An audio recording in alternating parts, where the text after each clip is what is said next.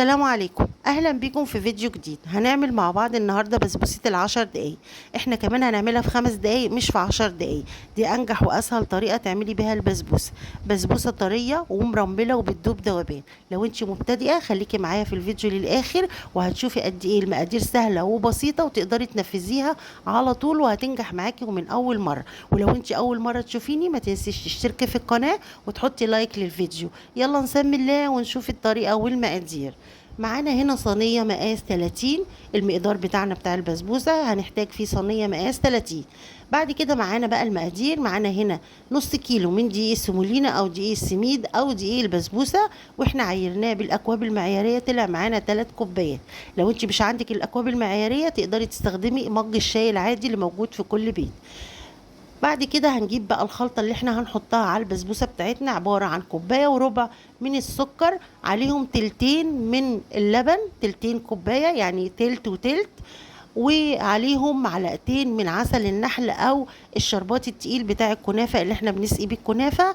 احنا عايزين منه معلقتين او تستبدليهم بمعلقتين عسل نحل. تلت كوباية يعني نص كوباية وعليه معلقتين، احنا عايزين تلتين يعني تلت وتلت، على كوباية وربع من السكر عليهم معلقتين كبار من الشربات التقيل او عسل النحل. تمام كده. الخلطة دي احنا هنرفعها على النار لحد ما السكر يدوب معانا، وعايزينها تكون دافية مش تكون سخنة. هنجيب الدقيق بتاعنا ونبتدي نضيف عليه تلتين كوب من السمنه زي ما احنا شايفين كده، تلت وتلت، وانا قلت لكم يعني ايه تلت. تلت يعني نص كوبايه وعليها معلقتين كبار. بعد كده هناخد الدقيق بتاعنا بتاع البسبوسه ونبتدي نبس بيه السمنه زي ما احنا شايفين، ونبتدي نقلب كده لحد ما الدقيق بتاع البسبوسه يبتدي يتشرب السمنه بتاعتنا ويبقى عامل زي الرمله المبلوله كده بالظبط زي ما انت شايفه. في الوقت ده تقدري تدعكي زي ما انت عايزه الدقيق والسمن، لكن بعد ما هنحط اللبن بتاعنا مش هندعك، احنا يا دوب بس هنقلب. في الوقت ده الخلطة بتاعتنا اللي هي لبن وسكر وعسل كانت خلاص السكر داب، بدأنا نجيبها ونضيفها على الدقيق والسمنة ونبتدي نقلب بطريقة كده خفيفة، مش عايزين نعجن خالص، علشان لو عجنا الدقيق بتاع البسبوسة هيبتدي البسبوسة تطلع معانا ناشفة ومش هتدينا النتيجة اللي احنا عايزينها، انها تكون بسبوسة طرية ومرملة. تمام كده. بعد ما البسبوسه او دي البسبوسه تشرب معانا الخلطه بتاعتنا اللبن والسكر والعسل، بدأنا نضيفهم للصينيه بتاعتنا. وزي ما قلت لكم في اول الفيديو الصينيه دي مقاس 30، واحنا دهنينها كويس قوي بالسمنه علشان ما تلزقش مننا. هنبتدي نفرد الخلطه بتاعتنا بتاعت البسبوسه او دي البسبوسه بعد ما شربناه باللبن والسكر، وهنبتدي نفردها كده فردة حلوة بإيدينا، ونبتدي نفردها لحد ما تتساوى كده في الصينية ويبقى شكلها بالمنظر اللي انتوا شايفينه ده. بعد كده هناخدها ونخبطها خبطتين كده علشان تتساوى معانا زي ما انتوا شايفين. واحنا طبعا اول ما بدأنا في الوصفة كنا مسخنين الفرن بتاعنا على درجة حرارة 220، وهندخلها الفرن عبال ما تستوي معانا البسبوسة. هنعمل الشربات بتاعنا اللي هو عبارة عن كوبايه من السكر عليهم كوبايتين من الميه زي ما احنا شايفين كده. هنبتدي نحطهم على النار، واول ما السكر بتاعنا يبتدي يدوب هنبتدي نحط عصره نص ليمونه وعليها ظرف من الفانيليا، ويغلوا مع بعض لمده من 5 دقايق ل7 دقايق. بعد كده اول ما تخرج معانا البسبوسه، هنا البسبوسه بتاعتي كانت على درجه حراره 220، قعدت معايا نص ساعه بالظبط.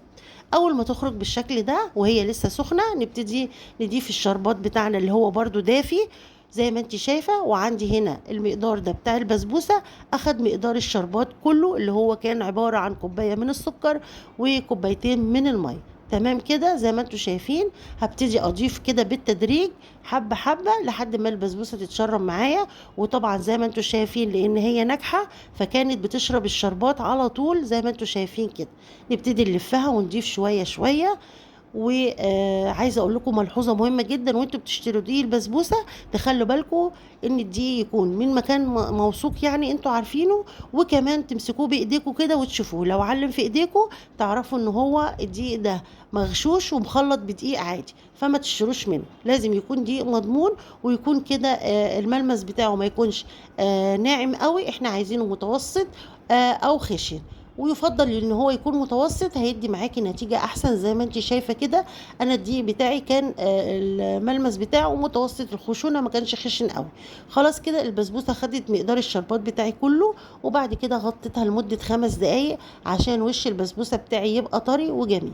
زي ما انتوا شايفين انا بحط ايدي عليها، شايفين عاملة ازاي؟ تحفة وطرية وفي منتهى الجمال. انا هقطع لكم طبعا حتة وتشوفوا. هنا ما كانتش بردت تماما، كانت لسه دافية، بس انا قلت لازم اقطعها واوريها لكم حتى وهي سخنة بتبقى عاملة ازاي، ان هي متماسكة وجميلة وفي منتهى الجمال. ان شاء الله الطريقة هتعجبكم لانها سهلة جدا ومقادير كمان بسيطة. واي حد مبتدئ او حد جرب البسبوسة اكتر من مرة وفشلت معاه، ان شاء الله لما يجرب الوصفة والمقادير دي ان شاء الله هتظبط معاكم وتطلع في منتهى الجمال. بس انتوا اكتبوا لي في التعليقات رايكم ايه، وكمان لما تنفذوها قولوا لي عملت معاكم ايه. زي ما انتوا شايفين كده انا بحاول اطلعها بالراحه خالص علشان هي طريه وفي منتهى الجمال، فكنت خايفه لحسن تتكسر مني وانا بطلعها، فبحاول اطلعها كده بشويش.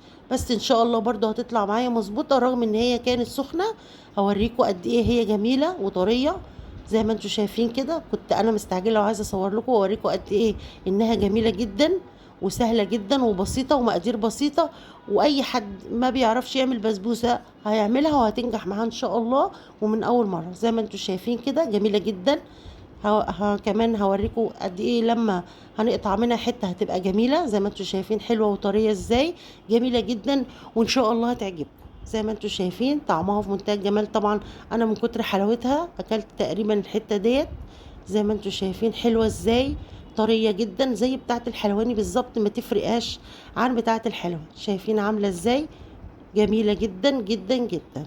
يا رب الطريقه تكون عجبتكم وتكون سهله عليكم. وما تنسوش بقى تشتركوا في القناه لو انتم مش مشتركين، وما تنسوش اللايك الجميل للفيديو. زي ما انتوا شايفين بوريكم حتة تانية قد ايه قد ايه رغم ان هي سخنة كانت بتطلع معايا وكانت متماسكة. شايفين عاملة ازاي ومرملة وفي منتهى الجمال. والسكر بتاعها مظبوط جدا. عايزة اقول لكم ان مقدار السكر كان مظبوط جدا للمقادير بتاعتها، يعني مش هتحتاجي ان انت تزودي سكر ولا حاجة، لا هو مظبوط جدا ومناسب لكل الناس. زي ما انت شايفة جميلة جدا جدا جدا. اظن مفيش اسهل من كده. بسبوسة ال10 دقايق او ال5 دقايق زي ما انتوا بقى تحبوا تسموها، سهلة وبسيطة ومرملة ومش هتاخد معانا وقت خالص وناجحة ومن اول مرة لاي حد يقدر ينفذ الوصفة على طول، مش هتاخد منكم وقت. واشوفكم على خير ان شاء الله فيديوهات جاية كتير. مع السلامة.